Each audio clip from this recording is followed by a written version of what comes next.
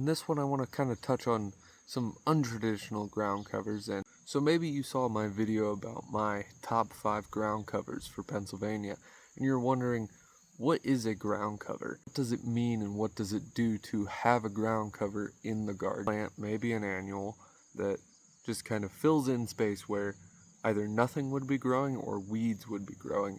A ground cover is anything that takes up space in that way, such as a green manure, where a plant is restricting the growth of either other plants or is working in addition to already established, perhaps larger plants, in a way that a mulch might work, or a physical barrier might otherwise block how something is growing. Obviously, the most common one is a lawn, but what does an untraditional ground cover look like? Well, now here's a really good example of what kind of an untraditional ground cover could look like.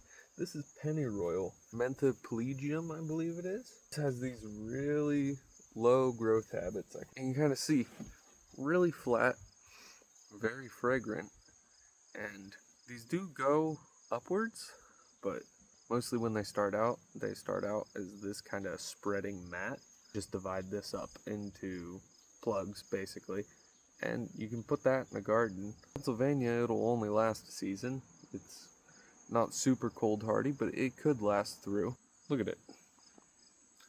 It'd be hard to not notice a weed in this sort of dense structure that ground covers can have. Now I kind of want to show you the physical barrier aspect of, hey, you have a plant in this area that you don't want to spread, but if you plant something else in that area, such as Physalis virginiana, maybe that can stop the spread of maybe another aggressive ground cover. You can see here Glaucoma hederaceae, ground ivy. I actually encouraged it in this area up through here because this was very barren soil, and it still kind of is because it died back to a certain degree, and that's because it's got these other barriers in place here. You take the Physalis virginiana, that's right there, that's creating a lot of shade where nothing can really grow. You come down here and you don't really see Glaucoma hederaceae. You can see there's a little bit here. I mean, I did try and encourage it down here a bit, but it just didn't do as well down here.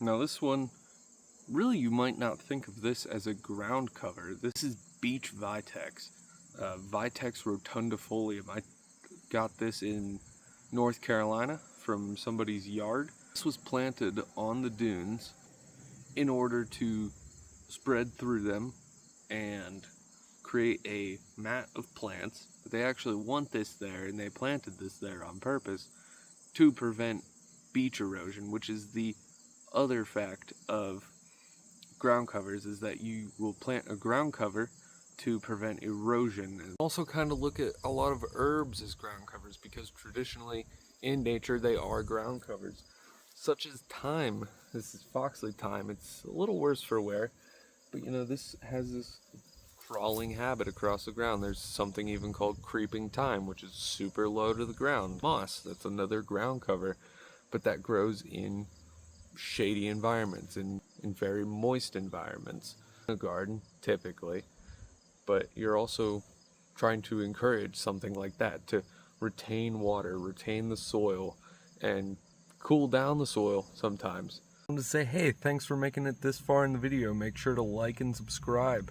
What are you looking for in a ground cover? Really kind of consider that if you're planning your garden, planning your landscaping. Be sure to check out my other video that has quite a few good ones for Pennsylvania, my favorites, of course.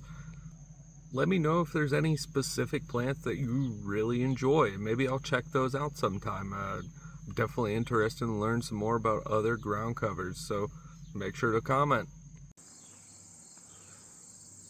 On the butterfly bush. How about that? Monarch butterfly. Yeah. Look at that. First one I got close to this year. Awesome.